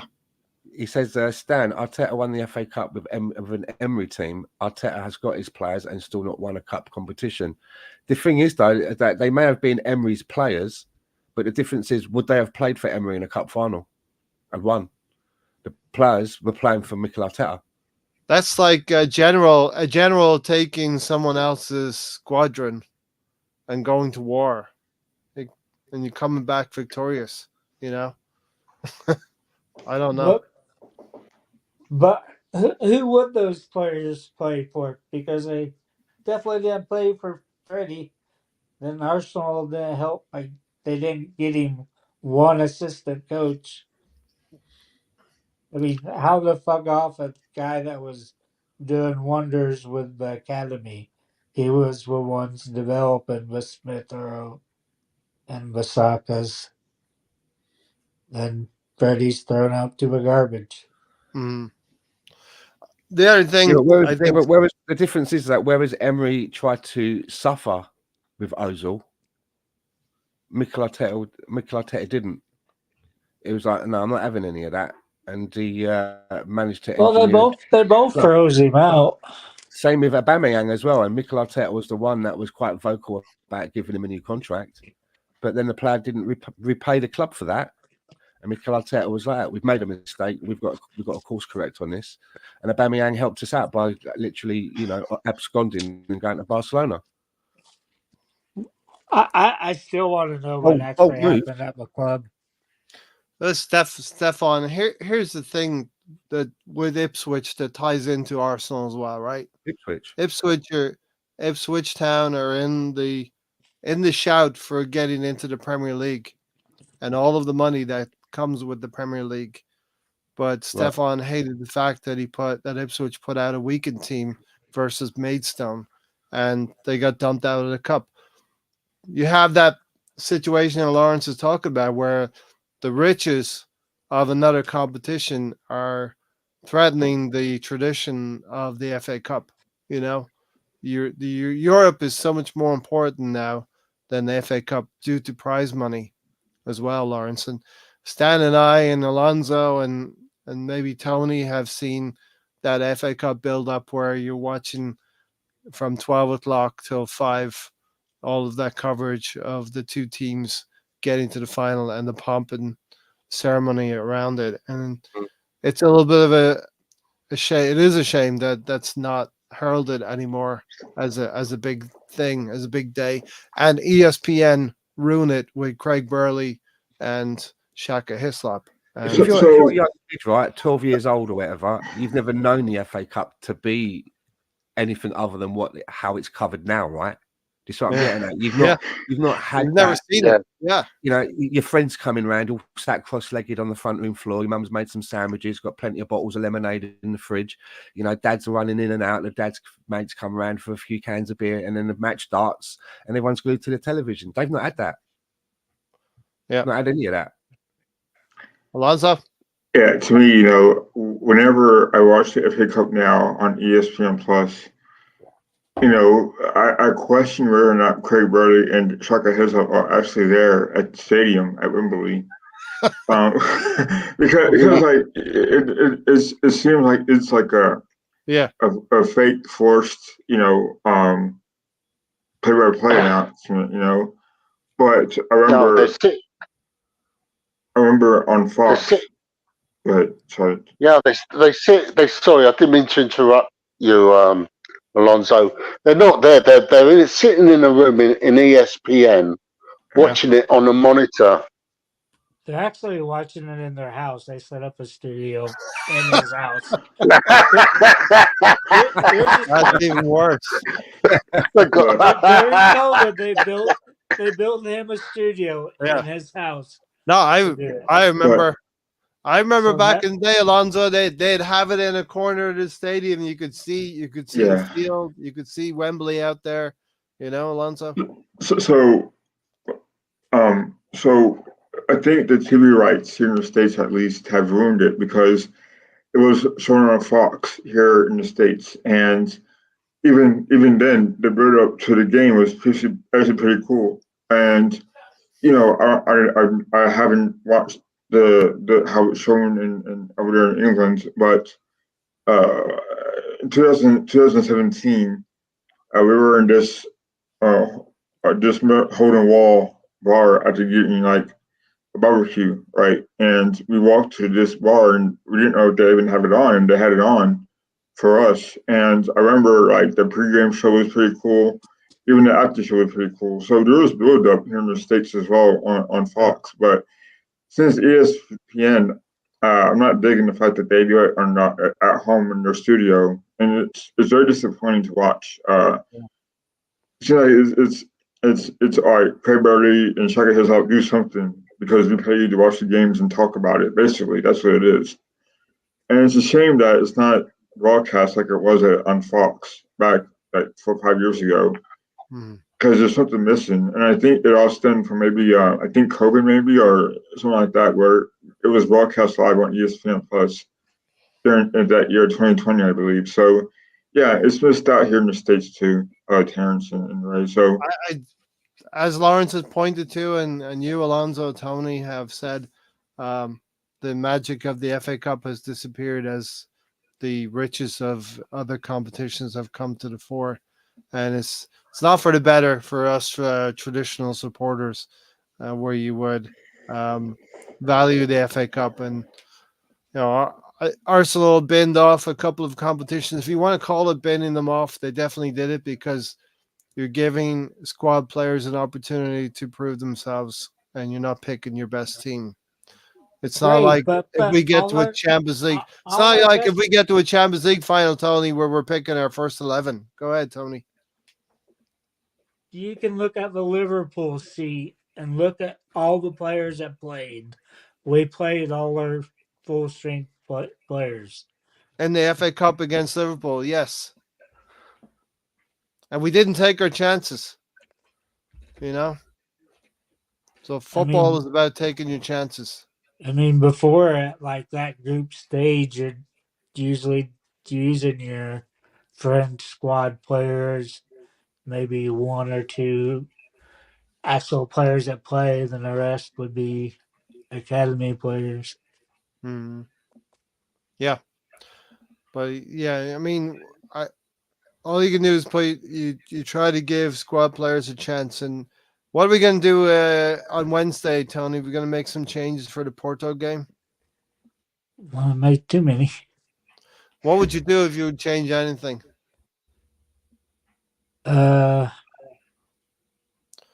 Jorginho. I'd bring Jorginho in instead of Havertz. He's gonna play. He's gonna play Havertz anyway, though. Yeah. Lonzo, should we It's go with either the gonna be. team?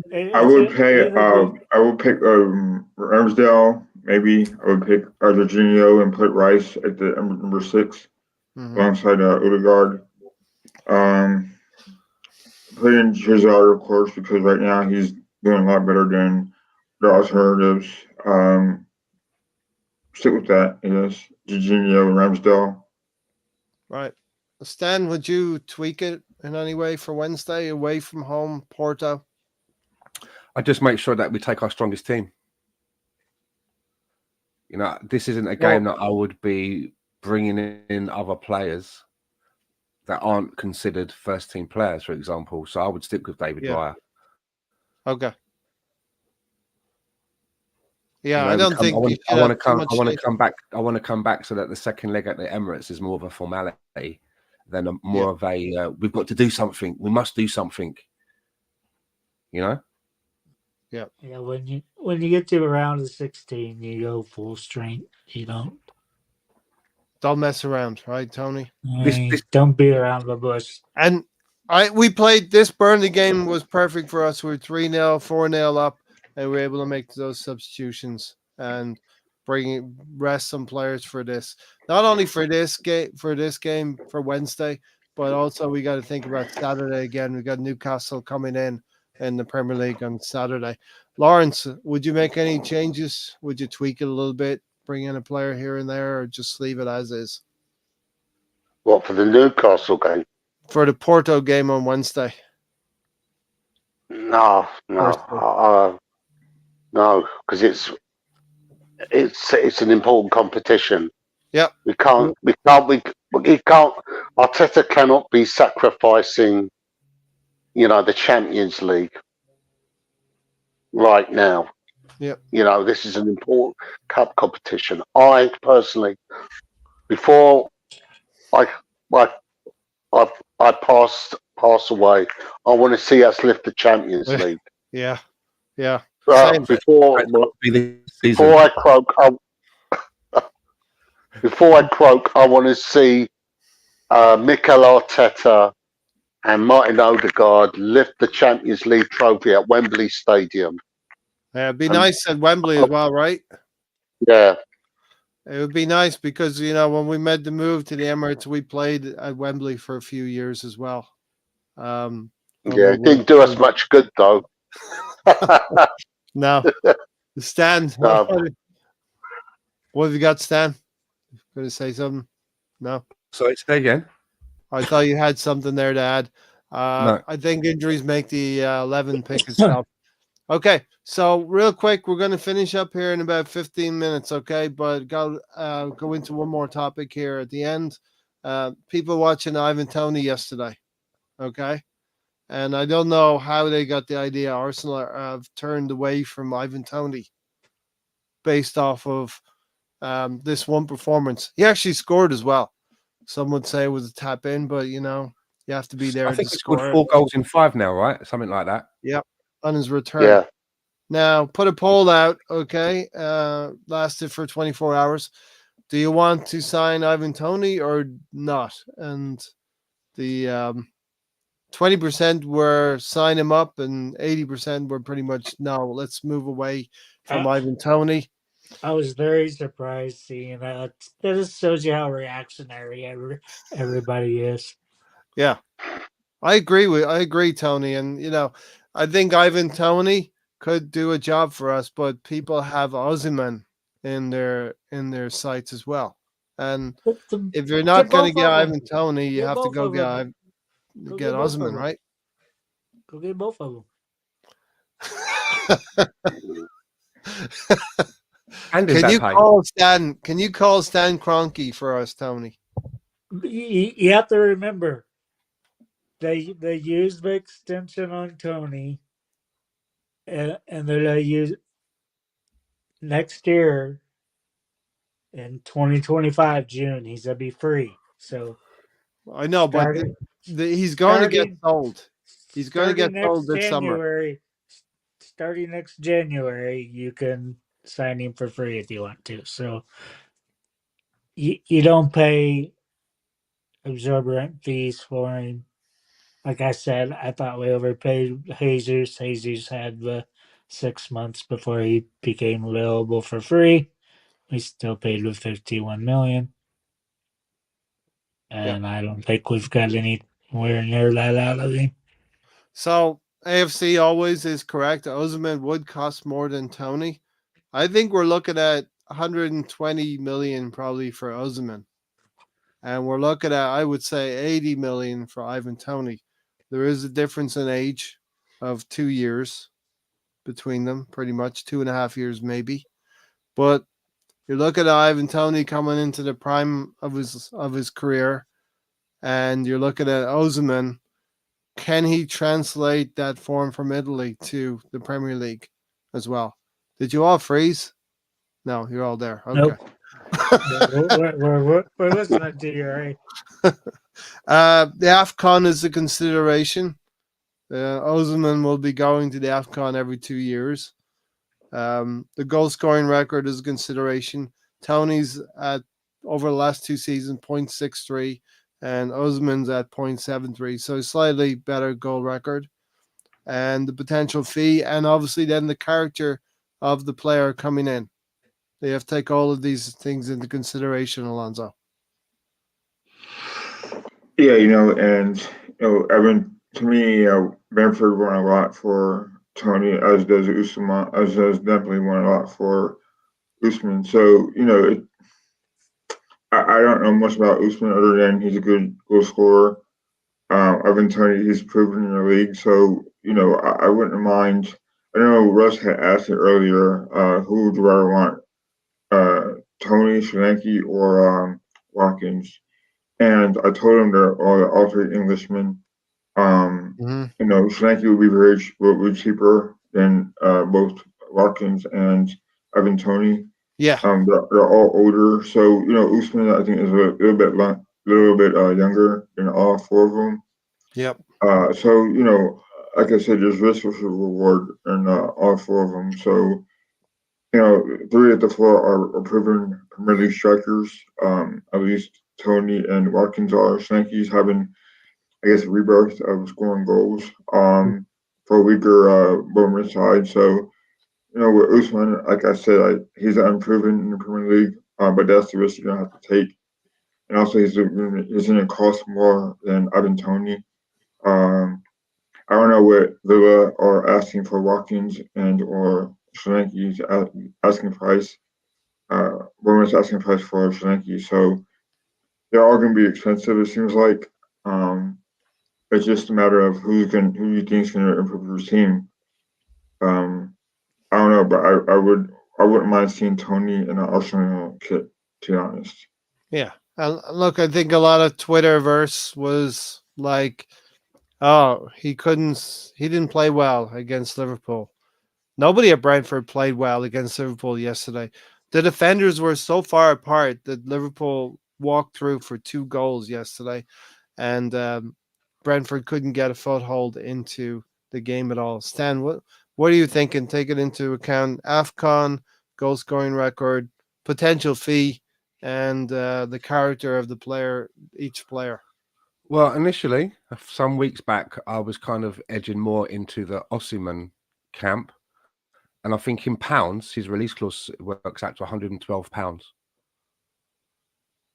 which, not too bad. Can be done. But yeah. I do. But now, after Osimhen in AFCON, and also taking into account that he could come from Italy, and for whatever reason, he might end up being a bit of a Lukaku and not settle in England. It's a lot of money to have paid out. Whereas Ivan Tony, I think you kind of know a little bit more about what it is that you're getting. You know, he can score in this league. He seems to combine well with other players, and I'm kind of edging towards now that even though he's older than Osimhen and doesn't have as a higher ceiling, it might be the safer gamble, the safer bet compared to Osimhen. I like Osimhen, but as I say, if he doesn't settle, you know, he doesn't have the same kind of scoring conversion in England that he has in Italy, then it could be you know, we don't want to have another a dud on our hands. The other thing I want to say is, would Osimhen fit our style of play? Osimhen seems to have a lot of pace, and people seem to think Arsenal should play with more pace on the field, but we don't really get behind teams. We play with a lot of possession and build up, and Tony could be the player to bring other players into games. Odegaard, Saka, and Martinelli as well. You know. So, Lawrence, what are your thoughts on Tony or Osimhen? I'm sort of sitting on the fence. Again, you've been doing a lot of that today. Yeah.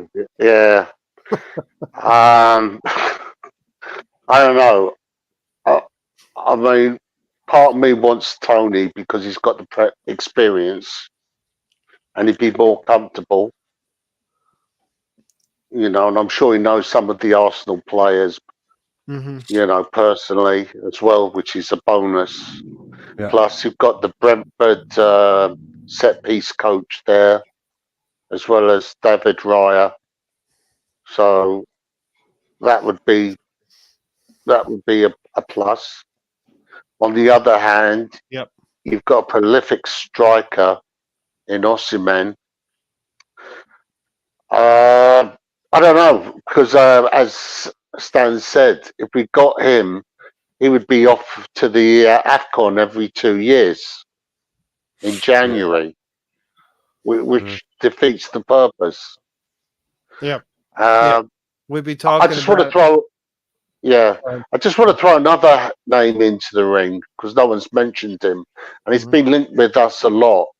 Vlahovic, yeah. I wouldn't mind seeing him come to us. Yeah. Listen, as Stephen said, 130 for Osimhen is nonsense. Tony for 40, 50. I think he'll be close to 80, to be honest, Stephen. I can't see a bidding war for him when it comes to How can they command that if he's going to be on a free? Well, he has 1 year. He's going to have 1 year left. He's going to be on a free and next January. Next June, he won't be able to talk to anyone until January. I don't think that means that you should overvalue the player. But that's in 11 months, right? Any team can sign him. So that's too much money. So Brentford 55. Tony, I thought it was too much for Jesus. We got on the same principle. Brentford will sell Ivan Toney in the summer. It will happen. You know, if you think Ivan Toney won't get sold in the summer, how much are people willing to pay for him though? How much are people willing to pay? That's the thing. You know, is there somebody out there who's going to come in with more money than sense? Personally, I know it's not my money or anything. You know what I mean? And what do I know about valuations of players? But I just think that for me, 55, I wouldn't go to 60. And you know, Arsenal might try to do something like that, Stan, and it could be a protracted thing. But who said go out and get him? Newcastle, they're strapped. All these teams are very here's financially. Tony, I think people are afraid to spend money in January, but in the summer, the things will open up more in the summer. We're going to have money. Hold on, we're going to have money in the summer. Still barely making it on. Hold on, we're going to have money in the summer, as I've told you that we've already sort of like done these bank loans through Barclays off of money that we're going to protect money from TV rights and stuff like that. How do we know that other teams haven't done the same? We can't be the only ones. Exactly. Do you know what I mean? So that means there's going to be, I think there's going to be in the summer, there's going to be money sloshing about. We're not that brain savvy that we're the only ones that know about this mechanism to loan money overdraw, so to speak. Others must have done it as well. And you know what, Stan? You're going to have that team who's vying for fourth place right now, whether it's Aston Villa, Tottenham, or even Man United or Newcastle. They're going to be going hell for leather in the next 12 games, 13 games to get into that fourth position, to be able to allow themselves to have that revenue to maybe a Newcastle, maybe a Tottenham, or a Aston Villa go out there and look for an Ivan Toney. But you're right, the market will decide it, Stan. But I think knowing the market, I think it'll be 75, 80 million for Ivan Toney. And Too much. I think Osimhen will probably go to Paris Saint-Germain. Mbappe might trigger a domino effect. Mbappe I going thought to Madrid. Osimhen had favoured Chelsea. Some links of him in Chelsea And because of Drogba and supporting him as a child or whatever. But I mean, do you do that? I mean, do you go to a club that that you liked as a child, even though they're in the mud, or do you go to a team that you may have not considered, but they're in a better standing? They seem to have more of a plan when it comes to coaching and what they want you to do and the quality of players there. Does that not supersede it? Do you know what I'm getting at? Yeah. Does he go to is Chelsea his childhood team, Stan? Osimhen? Yeah. I think so. I think Didier Drogba's a link there, We've seen Caicedo go to he was on the doorsteps of Stanley Park. He was on the doorsteps of Liverpool on that last day. And Jurgen Klopp was ready to give him a big hug. And he ended up in London, right? But for that, Liverpool could be in a better position right now in the league. I think this Osimhen Toney deal could be very similar to Declan Rice and Caicedo. And maybe we have lines of communication already going to Ivan Toney. And the back channels, Premier League. I don't think it's back channels, Ray. It's pretty front and center. Even though it's not supposed to be. Images of Ivan Toney in back alleyways talking to Edwin burner phones and then throwing them into a dumpster after the conversation. Yeah. Well, listen, we'll wait and see what happens. You know what I mean? Isn't it weird how the FA Cup or the FA just doesn't really care about that stuff? They're just like, that's normal business. Yeah. We'll see what happens. I think it's not as high profile as Declan Rice to Arsenal, but Arsenal need a striker. I think Osimhen's going to go to a rich club, and Osimhen's going to take the money of Chelsea. And we need two, Ray. We have zero. I know what you do when you go to the store and you have a choice to make. You say, I don't have a choice to make. I'm buying both of those things. Or he goes for a cheaper option. There you go, the cheaper option. I don't know. His release clause is £112 million. I think it's 130 million euros. 130 million. It's about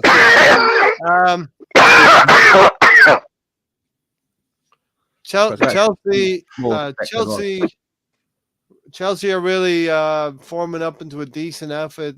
They give City fits and starts. It was good that we got the. I didn't look at the fixtures and say City were going to drop points over Liverpool or Arsenal, but I'm happy it went that way. City are not going on that run just yet. You know what I mean? But 2 points dropped are very good and welcome to us. And then I guess we can finish out with this comment from Scott. The Harry Kane effect is beautiful. Yeah. Yeah. Bayern Munich have lost again today. The Eric Dyer effect. God Spursy. Spursy has. When Harry Kane walked into work that morning, and Harry Kane walked into work that morning, and Eric Dyer was waiting for him in the dressing room. He went, "All right, Harry," but Harry Kane went, "Oh no, fuck." and Ray, Well, Spurs did well against Wolves yesterday. Their They did. title charges. Alonso picked it. Alonso picked it. So Stan and Alonso and Tom, I think, picked up some points today in the upset challenge. All right. Any final thoughts from any of you? Say it now or forever hold your peace. Yeah, we can see Come how on, you Gunners. we can see how Arsenal play against the Newcastle next Saturday. It's a late start, so hopefully they go by past games and understand how good Arsenal are better at Newcastle or against Newcastle. So hopefully they won't get bullied, and I hope VAR don't have a play in this because it was just it sucked losing to Newcastle.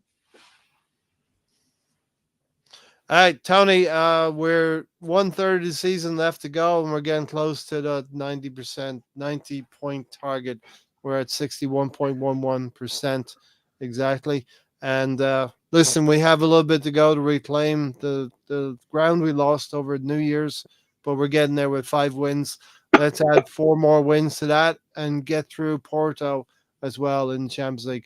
Thank you, Tony, for joining us today. Hope you're doing well. Alonso, thank you for joining us. Check out Alonso's podcast that he put out earlier today. Lawrence, thanks for being with us. And Stan, thanks for being here as well. Yeah, and thanks all for of having you, me. thanks for watching. Listen, it's good times. Arsenal winning games. Let's enjoy the season. It's us against Liverpool and City and the rest of the world. Okay. Do not embrace Jesus. Do not embrace Jesus. That is Tony's message. Poison chalice. Do not embrace Jesus in your life, at least in your sporting life. Take care, everyone. We'll see you Thursday night. Thanks, Tony. Cheers.